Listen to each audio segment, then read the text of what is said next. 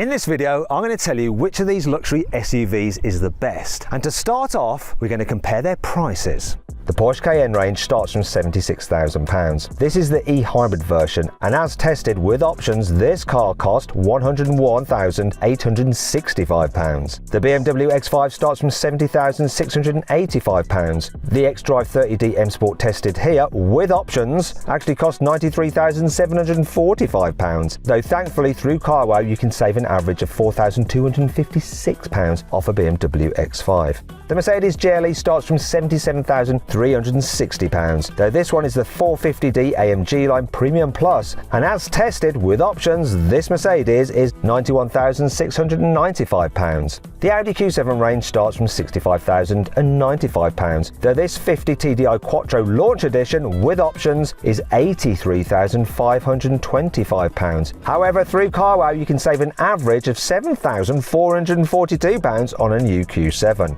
Finally, we come to the Volkswagen Touareg. The range starts from £69,150, though this R plug-in hybrid, as tested with options, is £89,206. Through CarWow, you can save an average of £4,747 off the Touareg.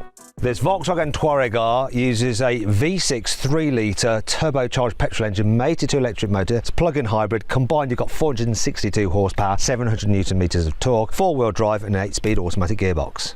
This Audi Q7 50 TDI has a 3-litre V6 turbo diesel which puts out 286 horsepower and 600 newton meters of torque. It drives all 4 wheels via an 8-speed automatic gearbox. This GLE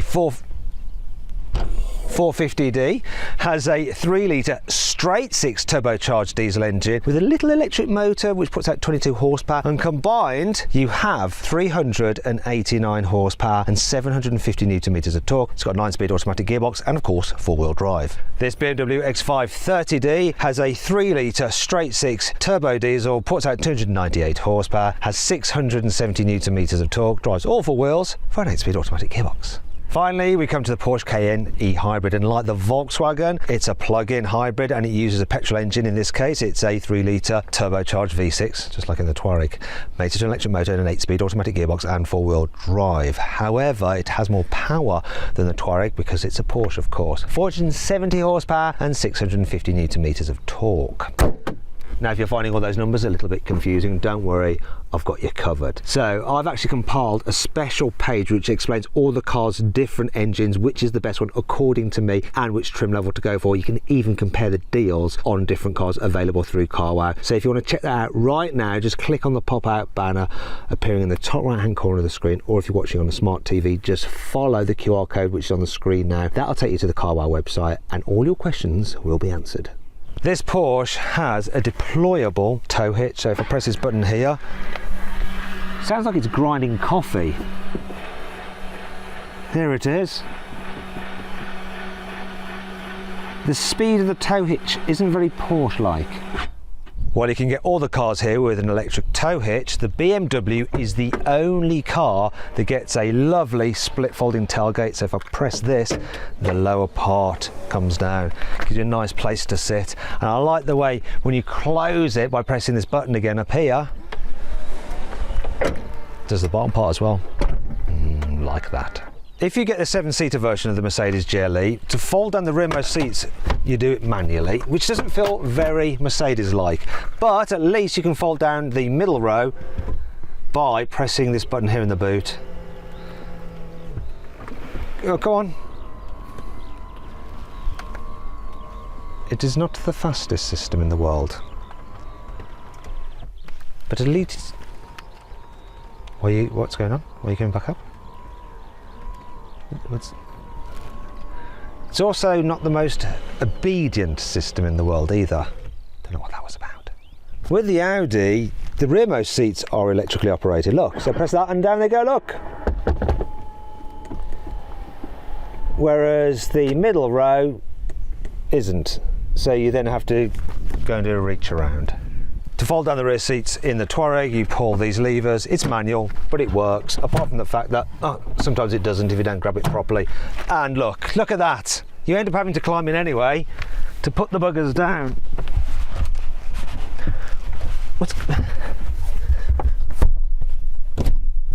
That's annoying. Now with all these cars, because they've got air suspension, you get a little button somewhere which allows you to change the ride height there. So I can lower it down like that to make it easier to load things in and out. Or if you're old, you know, to get out of the car after you've been in it, change the boot. There we go. Considering the price and that this is the sportiest version of the Touareg, it all just seems a little bit so what, doesn't it? And it's kind of highlighted by the design of the grille and the way it goes around the lights. Sort of like a mask. Reminds me of Robin from Batman and Robin. And as we all know, Robin's just a little bit crap. The Audi Q7 just looks like a big fat hatchback. It's like someone just drew the shape and the board signed it off. So like, oh, it's okay, it has the Audi badge on the front, it will sell. And they're right. The car that I think would look best on your driveway is this Mercedes GLE. I really do like the look of it, especially in the black. It works well with the chrome. Just don't look at this bit. Don't look at that. Ignore that. Don't get out. Get out of it. Get out of it. Just ignore it. I can't quite make my mind up about the BMW. There's a lot going on which is sort of interesting, but at the same time it's a little bit awkward. A bit like me. Porsche is the kind of company that comes up with a car design then likes to just kind of keep it the same, evolving it slightly for each generation. Unfortunately with the Cayenne, they started off with a car that was very, very ugly, and so they've continued that theme. And you know, that's coming from someone who actually owns a Cayenne. They're not attractive. And this one, there's something a bit fish-like about it. Question is though, is it a shark or a bottom feeder? I really like the interior design of the Porsche Cayenne. It's simplistic, you still have physical buttons for the climate control. Well done Porsche, well done. Quality is very good, though you do have to spec the extended leather for £2,500 extra, otherwise you get a cheap feeling polyurethane dash, which is just so wrong in this car. Another thing that's a bit wrong is the way that you have the start button over here, hidden behind the steering wheel, and then you have the gear selector over here, once again hidden behind the steering wheel. Don't like that. I do like this though. Drive select modes, easy to get at because they are on the steering wheel. Driving, change, no problem. As with the outside of the BMW, there's a lot going on here on the inside as well, though I do generally like it all, apart from one thing, the fact that you have to do too much stuff through this blooming touchscreen, like the climate and everything like that. Loving the shape of the screen though, looks cool, material quality is very, very good in here, and I especially like the two-tone leather. Black and brown is just working so well together. I'm a little bit undecided by the interior design of the Mercedes, so there's some things I like, such as the general layout is all fine, you've got separate climate control buttons there, I love the gear selector here on the steering column, but then there's other things that I don't like, such as the materials themselves in places, just so cheap and horrendous for a car of this price. Got massive bezels around these screens, makes it feel old-fashioned, but the worst thing of all is the leather here on the seats, the way it's all wrinkled. Have they made it from scrotums? The interior of the Audi is potentially the most Germanic. It's kind of straight line, simple, decent. There's not much to complain about really, apart from some of the shiny bits of trim which seem to be like glaring in my eyes, which is not good. I think this has the worst seats though. They're the least supportive. As with the BMW, there's a lot going on here on the inside of the Volkswagen Touareg, though not so much in a good way. Also, I don't like the touch-sensitive buttons on the steering wheel. You get them in the Mercedes and they're annoying there, but I think they're even worse here. Then some of the materials are a little bit cheap as well. And why are they giving it such an unnecessarily huge gear selector? Look at the size of that. It's almost like you're grabbing the alien's head. Look at the shape of it. Weird. There's loads of room here in the back of the Porsche. Knee room, headroom, stretch out, you can slide and you can recline. Very, very good. In the BMW, knee room's easily sufficient, headroom's really, really good. Now you can't actually recline or slide the seats, but it's not too much of a problem because the actual position is bang on anyway. It's also really nice and comfy, this deep bench. The only issue I have is that you can't really slide your feet underneath the chair in front quite as far as I'd like to. However, I can let the car off that because I really, really love the huge back windows. This is the car that you get the best view out of in the back, and kids will like that. The Mercedes GLE has knee room for days. Headroom is a little bit tighter though. However, I can recline the chair to give me more headroom, and I do it electrically. It's the only car that does it like this.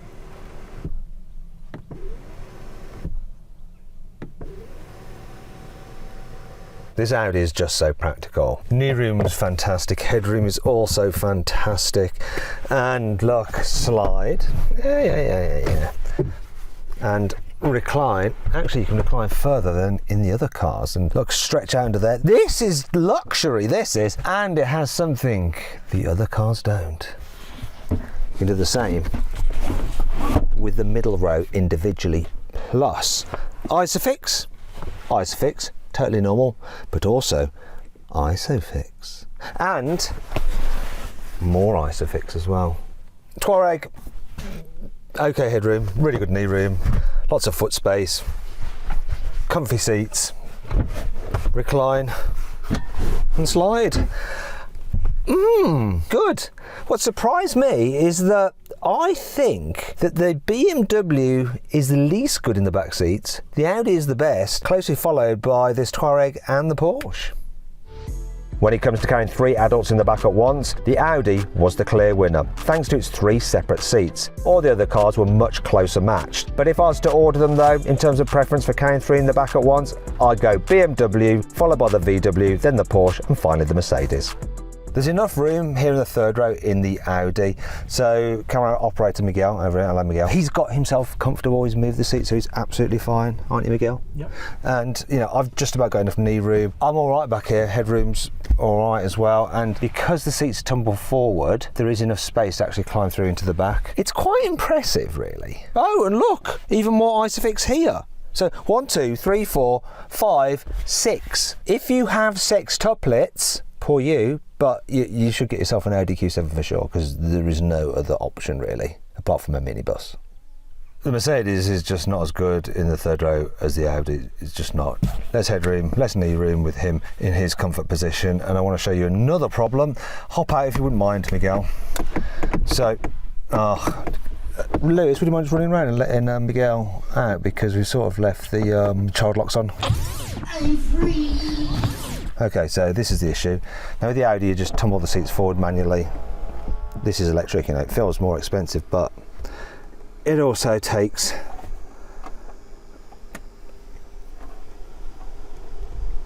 too long, and the access, as you can see, isn't quite as good, is it? Although this BMW doesn't have it, the X5 does have an option of a third row of seats for an extra £1,650. However, to have those extra seats, BMW forces you to add various other packs and options. So if you really want the seats, you have to pay an extra £6,000 in total. Now we're going to do a luxury test, and to do that, I'm going to rank how nice the doors are to open and close on each of these cars. Last place is the BMW. Front door sounds okay, but the back door is just... yeah. Next place is the Mercedes. The handle's a bit... Front door sounds solid. Back door's a bit of a letdown. Next is the Porsche. It's let down by a really cheap sounding handle, because otherwise, that is nice. Handle again is bad, but the back door, listen. It's okay. Surprisingly, the Touareg handle is good, and ooh, that sounds good too. Even the back door is satisfying. The only thing that lets it down is, look, no soft close. Whereas the Audi and all the other cars have satisfying soft close. But overall, yes, it is the Audi that wins, because handle is good and the door, oh, it's just so well insulated. Same with the back door. Oh yeah, feels nice, sounds nice, is nice. Are you a company car driver? If you are, I can save you the bother of watching this entire video. Just get this Porsche Cayenne plug-in hybrid. Reason being, if you compare all the plug-in hybrid versions of these cars, the Porsche actually works out the cheapest per month in benefit-in-kind tax. So why wouldn't you get it? It's the most expensive car to buy outright, but the cheapest for company car drivers. You'd be mad not to. However, if you're buying the car with your own money, the outcome could be different. So keep watching. The Audi is the oldest car here. I think I first drove it before 2016. And back then I was like, oh my God, what have they done with this car? It's just comfy, it handles well, it's quiet, they've nailed it. And obviously over the years, they've like honed it and improved it ever so slightly. And it still feels just as good. Do you know what? If you were to just get in this, drive it, you go, do you know what? We'll take it. It's great, love it. It really is a good all-round capable car. Thing is though, I've got to do my job, so I'm going to pull some bits of it apart. First would be the engine and gearbox. Slight delay when you put your foot down, it's not the quickest to respond. You also get a little bit of a from the diesel engine, but that's about it. Handling wise, I can't really fault it. This one's got rear axle steering, and you notice that when you go into a turn, it just starts turning quicker than you'd imagine. Not in a sort of frisky, what's it doing kind of way, but more in a, oh, just helps it get round the corner kind of way. It feels just as capable as it did back there. The only problem is that today it's got some serious competition in much newer vehicles. So this Touareg shares its basic platform with the Audi Q7. So you think they'd be pretty identical to drive, and in some ways they are, and in some ways they're not. You see, this is the plug-in hybrid version of the Touareg, and as a result, it's quite a bit heavier. 2.5 tons as opposed to 2.1 for the diesel Audi. That's quite a difference, and you notice it just feels heavier and a bit more cumbersome. You also feel it in the brakes as well. They're just squidgier because you also have that whole regen effect blending in with the brakes as well. It's just not as good. So everything feels a little bit more dulled and slower, even though this has a turbocharged V6 petrol engine, not a diesel like in the Audi. When it's going though, it seems to pull pretty strong, and obviously being a petrol engine, it's smoother, though there's definitely a bit more of a delay with things happening because you've got the gearbox engine with that bit of turbo lag and the electric motor all having to like figure out what each other's doing to work in harmony. But it actually drives pretty well.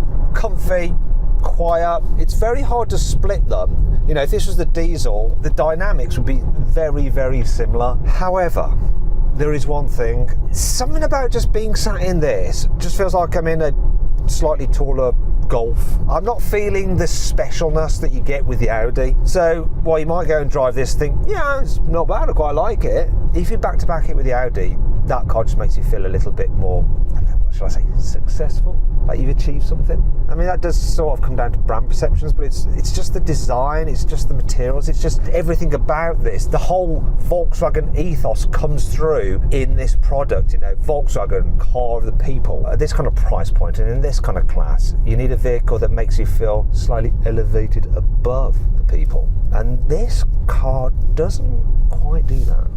The weird thing about the Mercedes is that I think it proves that sometimes better isn't always better. Worse can actually be better. You see, in many ways, the suspension on this car, they all have air suspension by the way, feels a little less composed than in the other two cars I've driven so far, but that gentle kind of rocking and movement is ever so slightly soothing, and it actually gives this car quality of feeling expensive.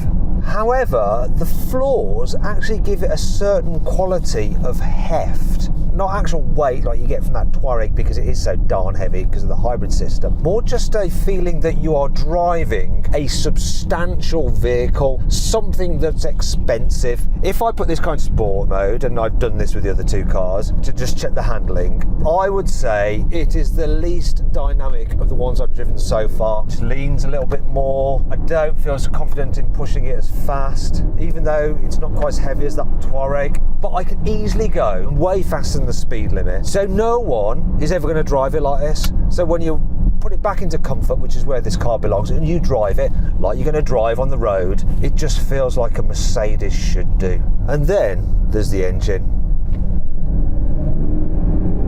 This diesel engine is absolutely brilliant. Loads of power, very responsive, the gearbox is on point. All these hybrid systems and stuff like no, really in this kind of car all you want is a good solid diesel, and this is one of the very best diesel engine automatic gearbox combinations. So far, out of the cars I've driven, the one that I'd like to drive home is this one. But maybe that could be about to change. One thing that surprises me right away with this BMW is that I thought I'd prefer its engine and gearbox combination than the Mercedes. Granted, it's really good, but the Mercedes is slightly better. Where this wins out though is that you get very similar levels of comfort to the Mercedes. You know, the way it just feels solid, expensive, yet it doesn't quite have the imperfections. I think it's more composed. So the way it goes down the road is better than the Mercedes. Although I don't massively prefer it, but if I'm trying to judge the car for how well they've been set up, this is slightly better, and it does handle better as well. I'm in just a normal driving mode here. I want to go into sport. That'll make it a bit sharper, stop it leaning so much in the bends, and it definitely feels sportier than the Mercedes. Oh, I really like that Merc, and I thought, you know, that's the one I'd have. But in terms of the drive, I'm now preferring this. It feels like a big chunky SUV, which is what you want, yet it has added agility compared to the Mercedes, so you can do both things. And yeah, I know you're not going to drive as quick as this, but there is just something super sophisticated the way this thing goes down the road. Really, really like it. And so now, this is my favourite of the lot to drive, but there is one more to test. Finally then, the Porsche Cayenne. Being a hybrid, immediately you can sense the weight of it. 2.5 tons. The suspension feels good. It feels like solid, it feels nice. I'll tell you what I don't like, which is odd in a Porsche, the brakes. It's the hybrid system though, you know, because the regen blending with the normal brakes just feels inconsistent. Though it's quite surprising how it grips and goes around corners despite all that weight. It feels quite dynamic the way it turns. And I'm just in like the normal hybrid mode. What's it going to be like if I go into sport?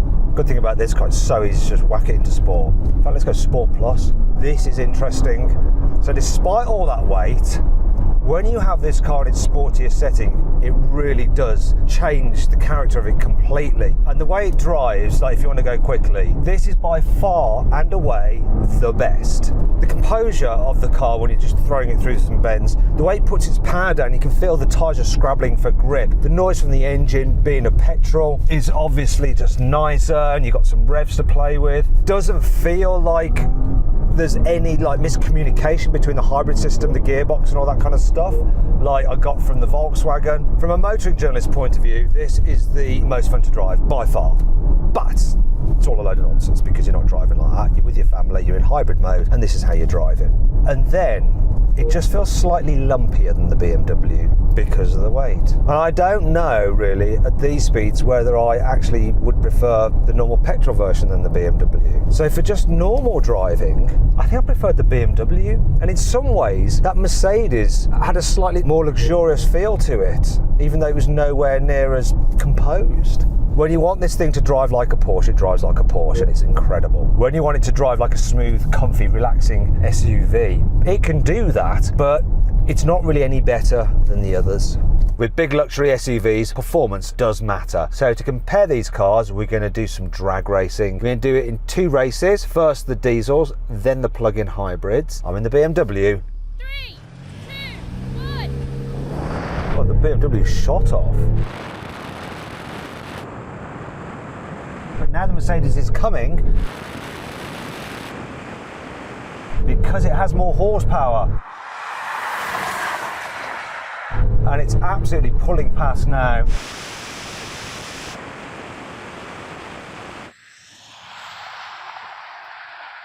To be fair, you can get a faster version of the BMW diesel. That is the quickest version of the Mercedes diesel, but this BMW is definitely ahead of that Audi. Oh la la. So round 2 with the hybrids, but we thought we'd put the fastest diesel in just as a benchmark. Here we go. 3, 2, 1. Wow, that Touareg was off the line like you would not believe, but now this Porsche is going past. Now, where is the diesel in all of this?